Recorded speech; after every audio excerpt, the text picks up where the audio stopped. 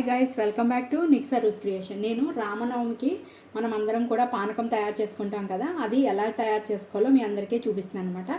దానికోసం నేను ఒక కప్పు బెల్లం అయితే తీసుకున్నాను అనమాట. ఒక కప్పు బెల్లానికి 2 కప్పుల వాటర్ అయితే యాడ్ చేసుకోవాలి. ఫస్ట్ ఈ బెల్లాన్ని ఒక బౌల్లోకి తీసుకుని ఈ కప్పుతోనే సేమ్ 2 కప్పుల వాటర్ని ఇందులో యాడ్ చేసుకోవాలన్నమాట.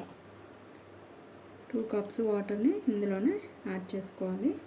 ఈ బెల్లంని బాగా కరిగిన తర్వాత దీంట్లో మనము మిరియాల పొడి అవన్నీ కలుపుకోవాలన్నమాట. ఈ బెల్లం అంతా కూడా నీట్గా కరిగిపోవాలి. చూడండి, ఈ విధంగా బెల్లం మొత్తం కరిగిపోయిందనమాట.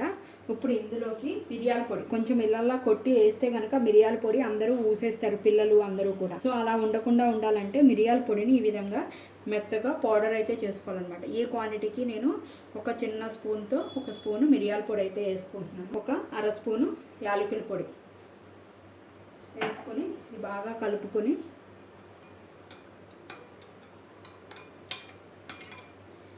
బెల్లం కొంచెం వేసి వాటర్ ఎక్కువ పోసేస్తే పానకం అన్నది బాగోదన్నమాట, అందరూ ఇష్టపడరు. ఈ విధంగా మొత్తం మిరియాల పొడి యాలకుల పొడి అన్నీ వేసుకుని కలుపుకున్న తర్వాత నీట్గా కడుక్కుని తుంచుకున్న తులసి దళాలు, ఇది కంపల్సరీ అనమాట. పానకంలో మిరియాల పొడి, ఈ తులసి దళాలు అన్నవి చాలా ముఖ్యమైనవి అనమాట. ఈ విధంగా కలుపుకోవాలి. ఇలా కలుపుకున్న తర్వాత మనం రాముల వారికి నివేదన చేసిన తర్వాత దీన్ని ఫ్రిడ్జ్లో పెట్టుకుని ఒక 1.5 to 2 hours తాగితే కనుక పానకం అన్నది చాలా టేస్ట్గా ఉంటుంది అనమాట. ఈసారి మీరు ఈ విధంగా తయారు చేయండి. నివేదన అనంతరము ఫ్రిడ్జ్లో పెట్టుకుని కూల్గా సర్వ్ చేసుకోండి. పానకం అన్నది చాలా బాగుంటుంది అనమాట. మీరు అందరూ కూడా తయారు చేసుకుని టేస్ట్ ఎలా ఉందో నాకు కామెంట్ చేయడం అయితే మర్చిపోకండి.